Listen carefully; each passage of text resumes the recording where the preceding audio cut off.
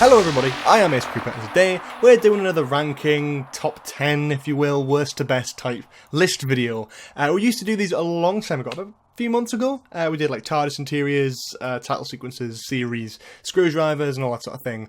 And I want to start doing a few of these again. Maybe we'll do companions or doctors eventually. Christ, that'll be a controversial one. But today, talking to controversial, we've got the Master. And we're using 10 of the incarnations of the Master. So technically it is a top 10 list. I wanted to include Big Finish in this one, and I don't usually because Big Finish there's such a big catalogue and so is Classic Who, and I will warn you now, I have not seen all of Classic Who. I have not listened to all of Big Finish, and there are some Masters on this list that I have not listened to all of their material, and there are some Masters on this list where I have listened or watched all their material. So it's worth pointing that out straight away, that this is my current opinion after witnessing or listening to at least a little bit of each Master. So this is a video about that. Saying that, I do have a few controversial opinions in here, and there's loads of different ways you can rank this list, so instead of, you know, being maybe upset by my opinion, you're allowed your own opinion. I'm not going to judge you for that, so don't judge me for that. Let me know what your top 10 Masters are in the comments section below, and maybe, you know, you can have a bit of a discussion, have a bit of a disagreement if you want. Just keep the insults to yourself. Let's get on with it though, let's stop, because we're not talking about Series 11 today, so hopefully there'll be none of that controversial stuff. We're just going to get in and talk about the Masters from 10 to 1. So, we'll start with the obvious, number 10, Eric Roberts, who first appeared in the TV movie. What can we say about Eric Roberts? Eric Roberts is an interesting kind of character, an interesting bit of a figure. He, to me, personifies what the Master thinks he is, but not what the Master actually is. The Master, yes, is dark and mysterious and a bit of an evil character, sort of an anti-hero kind of thing, occasionally. He's just the other side of the Doctor, and this didn't really represent that. This was very flamboyant, very over the top. I mean, just look at what he's wearing. The weird sort of snakes, sort of ghost worm thing that they used, and then the body that they took over, and he looks ill, to be honest with you, in that photo. It's just, there's a few things about it, and I do like Eric Roberts' performance on the most part. I just think it's very over the top and very 90s, which does make sense because the TV movie did come out in the 90s. I understand that. But for me, you know, what I really like to see in the Master is more than what we got here. And I am aware he's done some Big Finish stuff. I haven't listened to much of his Big Finish stuff, so he might improve, he might get worse, who knows. But for me, at the moment, where I stand on this version of the Master is that he's probably my least favourite to watch. Number 9, James Dreyfus. What can we say about this man? Other than his political opinions, which I know have been up in the air a lot recently in the Doctor Who community, people talking about this on Twitter a lot, so we're not going to get into that, we're just going to look at how they play the Master. Now, I don't mind his Master, but why is he 9th place? Because he's fine. He's just your bog standard basic Master. Like, when I think of the Master, the last person I think of is James Dreyfus, because there's nothing really unique about him. He's, you know, he does the performance well because he's an actor, and he can do that, obviously, but he doesn't bring anything unique to the role. He doesn't, I mean, he's even wearing Simm's costume from the Doctor Falls. Like, there's nothing really overly unique about this Master. Like, he's just the Master. And yes, you can tell he's the Master, but anyone could do that voice, and this incarnation wouldn't need to exist. It was a nice parallel and a lovely idea to bring forward the first Master alongside the first Doctor. That was an interesting kind of gimmick, and a little bit new and refreshing, and something good that Big Finish thought of, because introducing a new Master is a big deal. You know, he's got to be the Master, but he's also got to be different to the other Masters, because this is the earliest one, he doesn't know as much yet. All that sort of thing. Either way, he does a fine job. A fine job. Just an average, fine, normal job. Exactly what I'd expect. Nothing new, nothing refreshing, nothing over the top and delightful to listen to. He's just fine. And that's why he's so low on this list, because I can't really say anything about that. I don't hate him like I do with Eric Roberts, really, because Eric Roberts is just uncomfortable and not really Master-like to watch. At least he actually feels like the Master, James Dreyfus, but other than that, there's not really anything about him that I really love. Anyway, I think that's all I can say about him. Number 8, Peter Pratt. This is an interesting one, and it's really difficult because he obviously only appeared once. I don't think he's been in any Big Finish stories, at least as far as I'm aware, which means he only appeared in one TV story, and that's The Deadly Assassin. And I don't mind it. I really don't mind it. Like, he does a fantastic job as the Master, yes, but There's a few things I don't like about this, and it's very controversial to say this, because I know I'm not a class, I wasn't born in this era, so I can't really judge for the time, but this is the first, the reason they recast the Master, obviously, is because Roger Delgado died. Suddenly, and unexpectedly, he died. And they may have already said only the last incarnation, but their first idea to bring the Master back was to make him a corpse? I mean, I don't know what it is, but to me that just feels a bit sick. But, so the design is just that. It's just a little bit off-putting to look at, knowing that the actor who played him before just died, and that's why. Because if Roger Delgado hadn't died, he would have still done Doctor Who, presumably, and we might not have even got this version until way later on. It's the fact that he died suddenly, and then we bring in a corpse-looking Master. Not to mention, he does look like something you can now find in Asda's Halloween section around October time.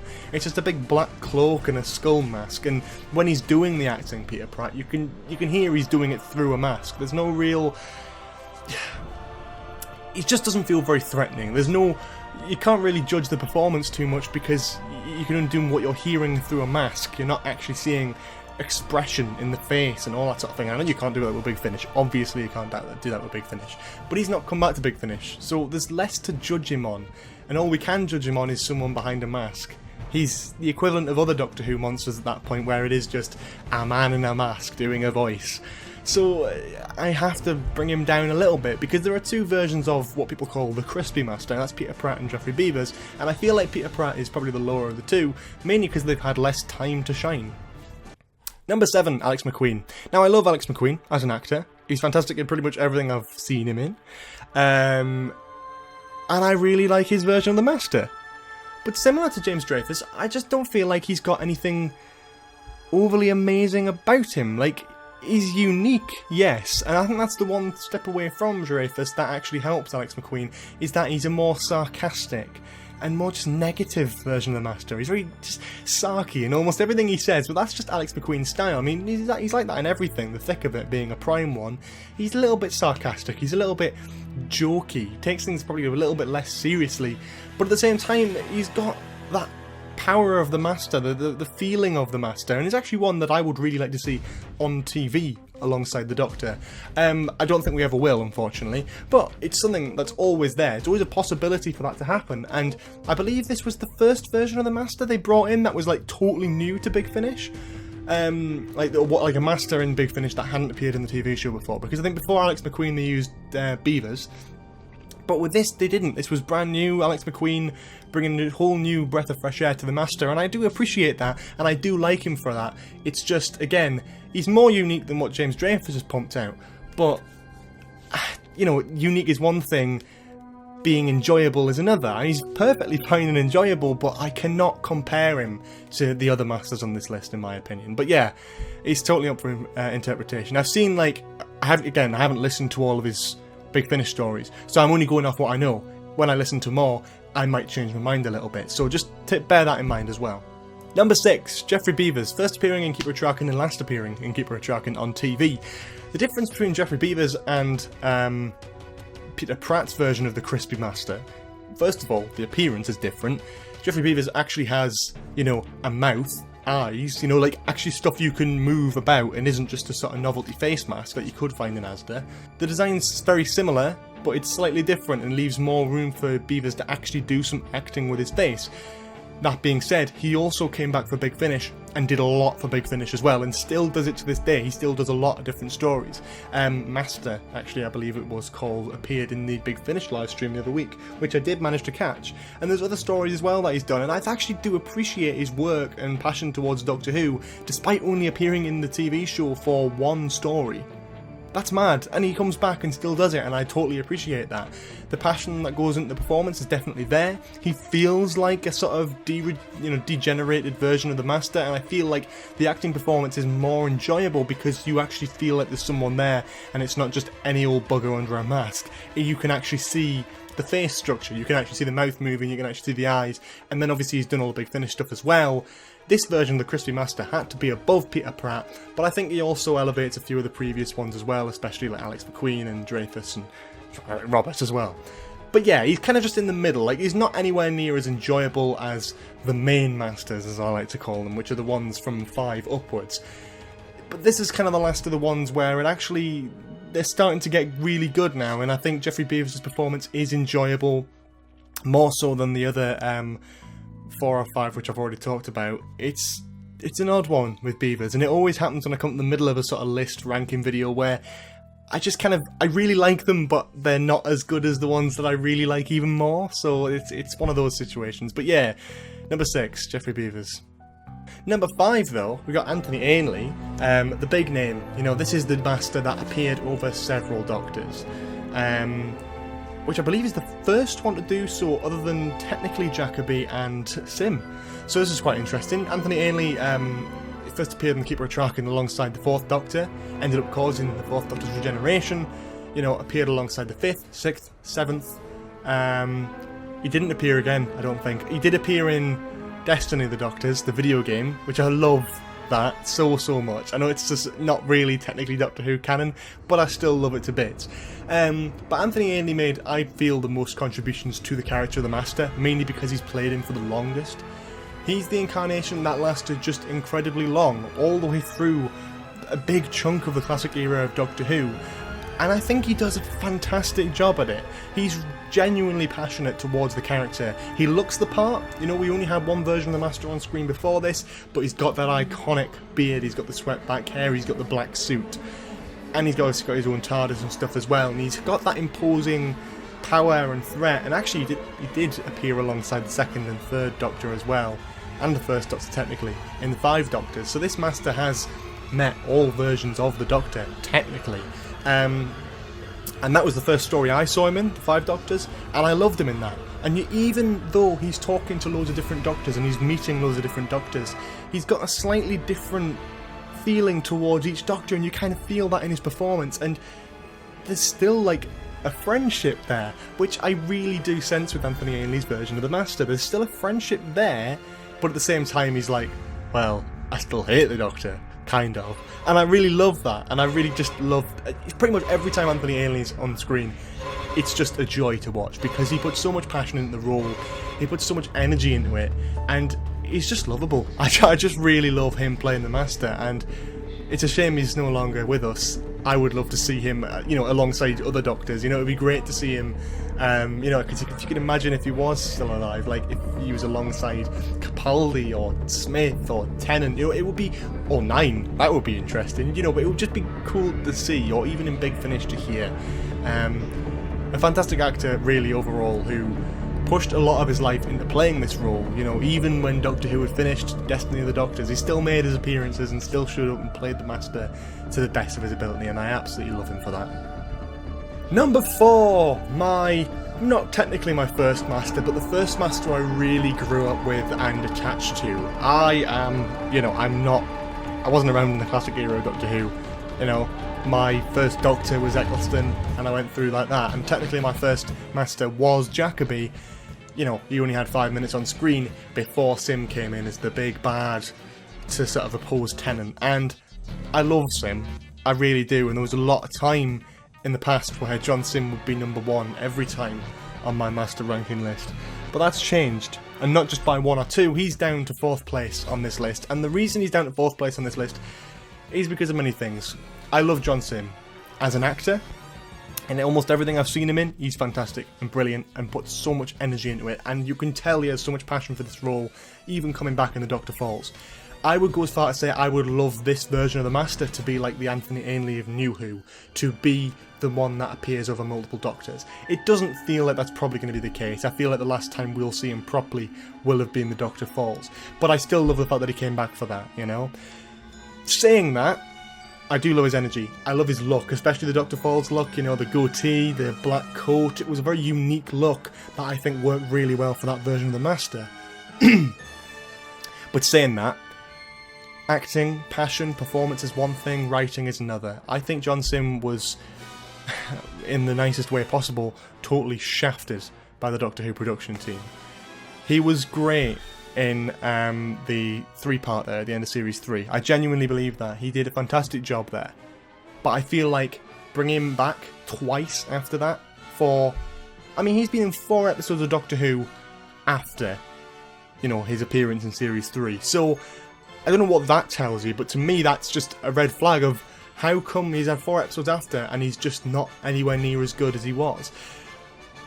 That being said, I love his version of the Dr. Falls, but when he came back for the end of time, comic booky. I mean, flying through the air, eating people, lasers was just not the Master for me, and I really didn't like that. And although John Simm did a fantastic job with what he was given, the problem was what he was given was crap, in my opinion. I did love him coming back for the Dr. Falls and World Enough in Time, and did a fantastic job the whole disguise thing and the sort of the Master pulling the strings, I suppose. And I love his look in those stories as well. Brilliant. Saying that, he was totally underused, and it really pains me to say because I do love John Simm as the Master, but Moffat brought him back clearly for no reason. There was no genuine drive there to bring him back because he did nothing, really. He was the mastermind behind it all, but you could have really easily swapped that out for another character.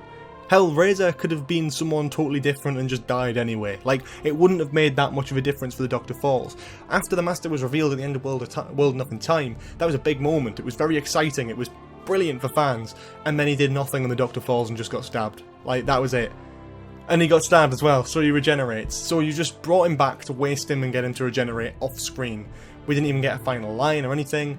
He did a great job. Again, fantastic job with what he was given. I just wished he was given more. That's all. But yeah, that's pretty much it for John Simm. So we're going to move on to number 3. Talking about the same story, really. Michelle Gomez, first appearing in Deep Breath in Series 8. You know, testing the waters for the whole female doctor thing. You know, looking back, it feels a bit, I don't know, like, was he just doing that to test his feet a little bit? But then again, I don't feel like that. I feel like this is one of those times where Michelle Gomez just absolutely kills it as the Master. How Simm was a sort of reflective version of Tennant, like a young version of the Master, a young modern version of the Master, having an older Scottish Doctor, an older Scottish Master.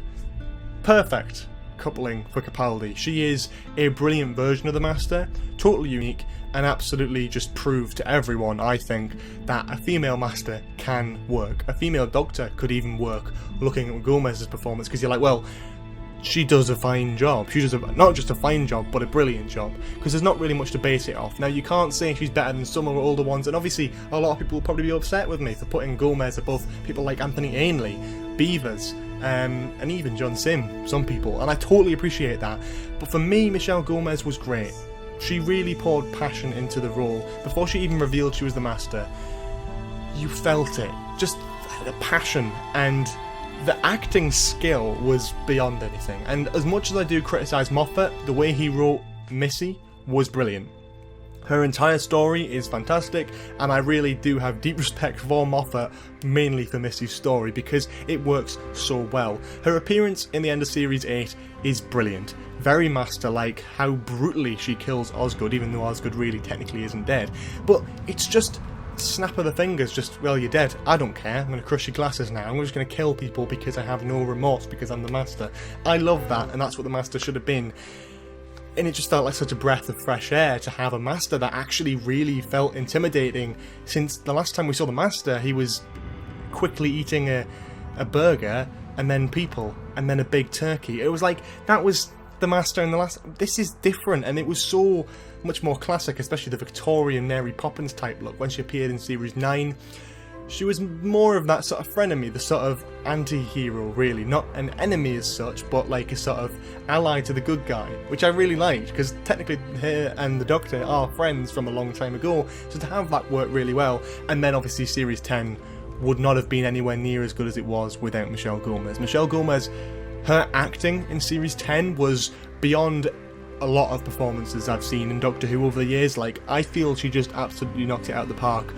And to be able to keep up with someone with the acting skill of Peter Capaldi as the Doctor, you're going to need a Master with an equal amount of skill, and she absolutely killed it in my opinion, especially in Series 10.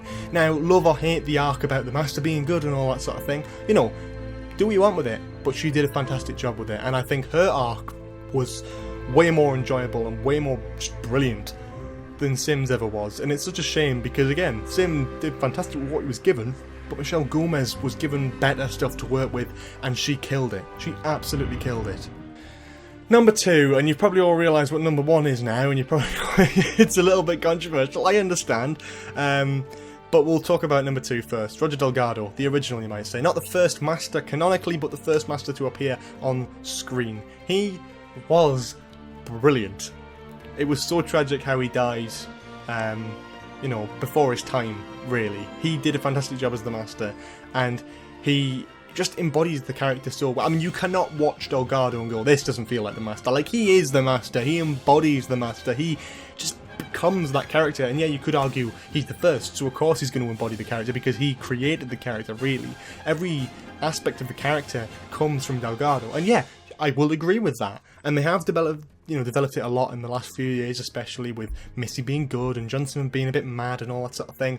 But Delgado really is, again, how Simm is the opposite to Tennant, how Gomez is kind of the opposite to Capaldi. He just feels like the opposite to Pertwee, and it works really well. I do genuinely believe that, you know, it could change in the future. My opinions could change as I see more of his stories, but at this point, he's always going to be towards the top end of probably most people's rankings of the Master, because he just has that imposing figure about him. It's so hard to describe because not only is he iconic in that right, but when you see him act, and when you see him acting as the Master, you just suddenly you can't see any other incarnation. You see this and this alone. Such a fantastic actor to play such a fantastic role. And if it wasn't for Delgado, the role actually probably wouldn't have ever returned, you know, after Delgado died. You know, there was a reason they brought the Master back in different forms, because they had to, because they wanted to, they were desperate to, because Roger Delgado made the character so iconic and brilliant in the Pertwee era that they almost had no choice. And I feel that's all down to Delgado, really, with his performance and everything about him, just his charisma. I mean, I could gush about Roger Delgado for ages, but I'm not going to because this is a video, not a live stream. So, yeah, I love Delgado, but for me, there's one who tops it, and you and you probably will disagree with me, but here we go anyway. Number 1, Derek Jacobi. First appearing in Utopia for all of about 5 minutes before he gets shot and turns into John Simm. This is why I'm including Big Finish characters on this list, because I listened to the War Master Big Finish stories, and it's an indescribable feeling to sit down and listen, and you know, not even after just initially listening to it, but thinking about it as well.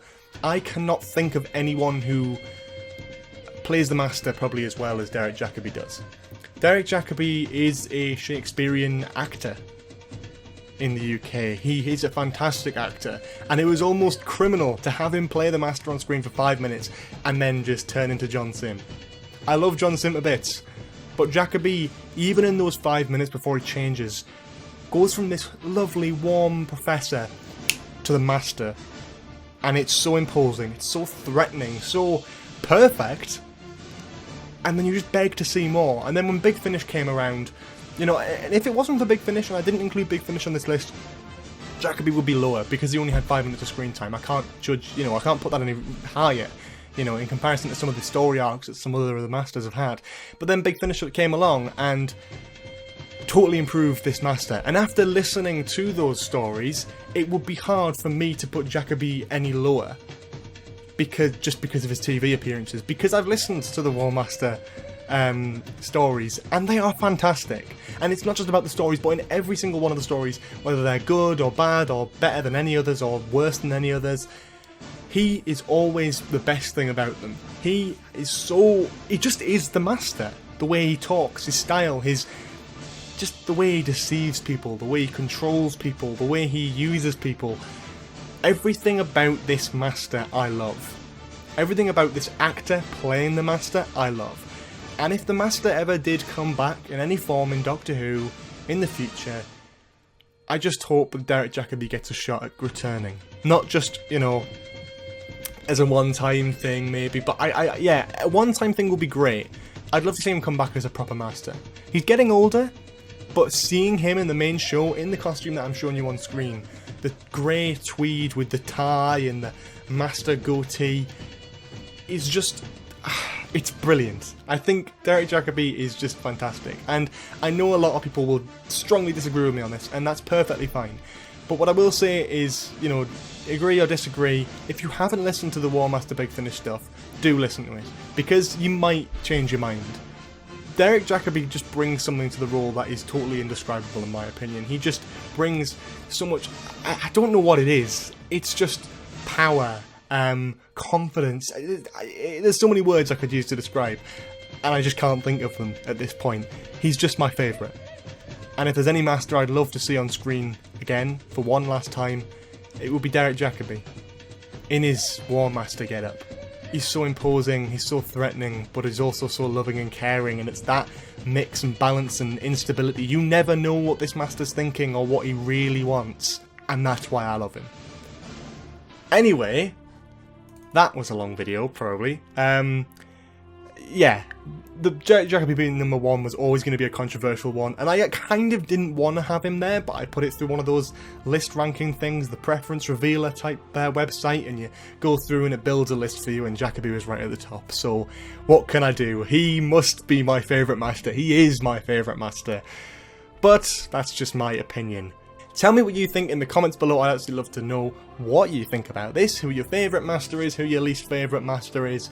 And then, a bit of a question for you. If the master was to return with a new face, who would you cast in the role? Who would be the perfect master for you? Let me know in the comments, I'd really love to know. But anyway, yeah, leave a like if you enjoyed the video, comment below for any more suggestions in the future, subscribe to the channel with notifications on if you haven't already, because YouTube is a mess, so notifications do help. We've also got a Patreon page if you want to support the channel. You get some early access content on there, which is quite fun, as well as some exclusive uploads and, you know, some other stuff as well. $5 plus patrons are on the end card for every video, and every patron, no matter how much you donate, is listed in the description below.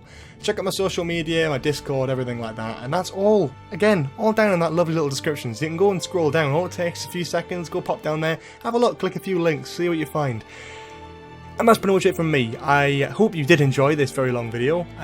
You know, tell me if you want to see some more rankings like this in the future.